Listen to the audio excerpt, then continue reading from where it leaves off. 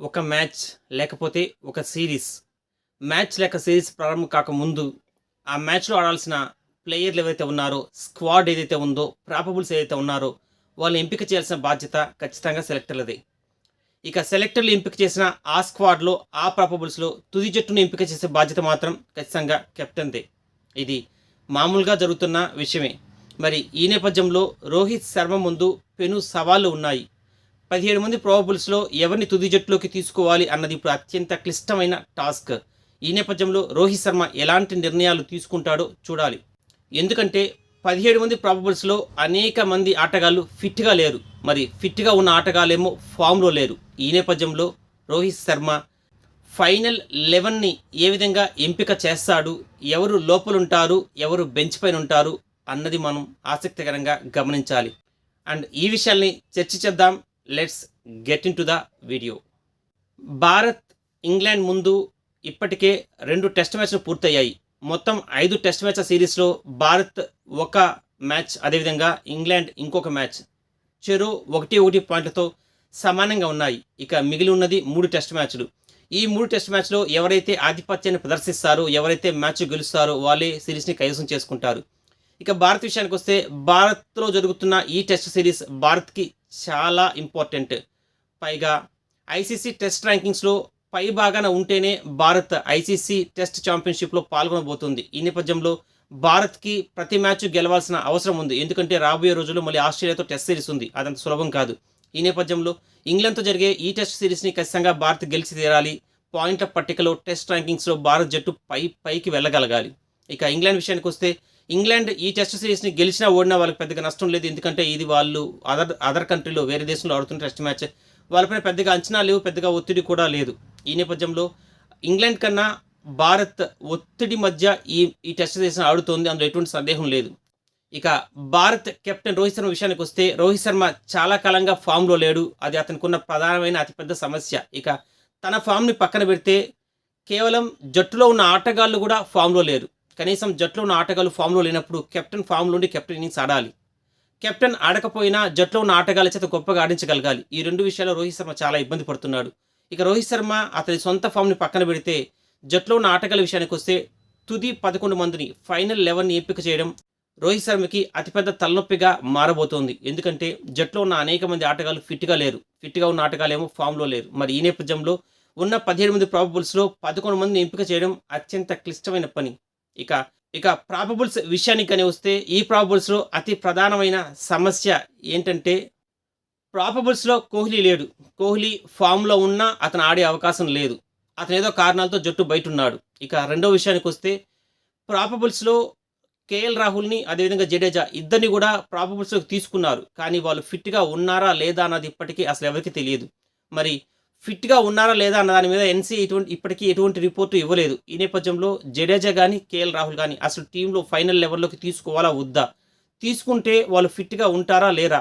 ఉంటే వాళ్ళు ఆడుతారా లేదా? ఇది ప్రధానమైన సమస్య. ఎందుకంటే రోహిత్ శర్మ తర్వాత అశ్విన్ మధ్యలో ఈ మొత్తం గ్యాప్‌లో సీనియర్ ఆటగాళ్ళు ఎవరూ లేరు. అందరూ జూనియర్ ఆటగాళ్ళే, పెద్దగా అనుభవం లేని ఆటగాళ్ళే. ఈ నేపథ్యంలో అట్లీస్ట్ కేఎల్ రాహుల్ గాని తీసుకుంటే బ్యాటింగ్‌కి చాలా ఉపయోగపడతాడు. జడేజా గాని తీసుకుంటే బౌలింగ్‌కి చాలా ఉపయోగపడతాడు. మరి వీళ్ళ ఫిట్‌నెస్ విషయంపై రోహిత్ ఎలాంటి నిర్ణయం తీసుకుంటాడు? వీళ్ళని ఫైనల్ లెవెల్‌లోకి తీసుకోవాలా వద్దా అన్నది రోహిత్ శర్మ నిర్ణయించుకోవాలి. ఇక కేఎల్ రాహుల్, జడేజా ఇద్దరిని పక్కన పెడితే, ఇక ఆ తర్వాత అతి ప్రధానమైన సమస్య సర్ఫరాజ్ ఖాన్, అదేవిధంగా పటేదార్. ఇప్పటికే కేఎల్ రాహుల్ స్థానంలో పటేదార్‌ని తీసుకున్నారు. మరి శ్రేయస్ అయ్యర్‌ని ఫామ్‌లో లేని కారణంగా ఇప్పటికే జట్టులోంచి బయటకు పంపించారు. ఈ నేపథ్యంలో శ్రేయస్ అయ్యర్ స్థానంలో మరి పటేదార్ ఎలాగూ టీంలో ఉన్నాడు కనుక సర్ఫరాజ్ ఖాన్ జట్టులోకి తీసుకుంటారా? ఒకవేళ కేఎల్ రాహుల్ ఖాన్ తిరిగి జట్టులోకి వస్తే, సర్ఫరాజ్ ఖాన్ బెంచ్ మీద కూర్చోబెట్టి పటేదార్‌తోనే ఆడిస్తారా? ఒకవేళ కేఎల్ రాహుల్ కూడా జట్టులోకి రాకపోతే, మరి కేఎల్ రాహుల్, శ్రేయస్ అయ్యర్ స్థానంలో సర్ఫరాజ్ ఖాన్, అదేవిధంగా పటేదార్ ఇద్దరిని జట్టులోకి తీసుకుంటారా? ఇది ముఖ్యమైన సమస్య. ఎందుకంటే పటేదార్ కొత్త ఆటగాడే. మొదటి మ్యాచ్‌లో అతనికి అవకాశం ఇచ్చినా పెద్దగా ఆడలేకపోయాడు. ఇక సర్ఫరాజ్ ఖాన్ కూడా కొత్త ఆటగాడే. మరి అతను కూడా అంతర్జాతీయ మ్యాచ్‌లో ఏ విధంగా ఆడతాడో చూడాలి. వీళ్ళిద్దరూ దేశవాళీ మ్యాచ్‌లో అద్భుతంగా రాణించారు. కానీ అంతర్జాతీయ మ్యాచ్‌లో ఆడేటప్పుడు ఆ ఒత్తిడి వేరుగా ఉంటుంది. మరి కొత్త ఆటగాళ్ళని జట్టులోకి, అంతర్జాతీయ జట్టు కొత్తగా తీసుకొచ్చిన ఆటగాళ్ళని సపోర్ట్ చేసి వాళ్ళ చేత ఆడించడం కూడా కెప్టెన్ బాధ్యతే. మరి ఈ నేపథ్యంలో కెప్టెన్ ఎలాంటి నిర్ణయం తీసుకుంటాడు? ఇక మరో విషయం, వికెట్ కీపర్ తెలుగు ఆటగాడు, ఆంధ్ర ఆటగాడు కేఎస్ భరత్. కేఎస్ భరత్‌కి అనేక అవకాశాలను బీసీసీ ఇస్తూనే ఉంది. రోహిత్ శర్మ ఇస్తూనే ఉన్నాడు. కానీ కేఎస్ భరత్ తన స్థాయికి తగ్గట్టు ఆడలేకపోతున్నాడు. వికెట్ కీపింగ్ వరకు పర్లేదు అనిపించుకుంటున్నా బ్యాటింగ్ విషయంలో పూర్తిగా విఫలమవుతున్నాడు.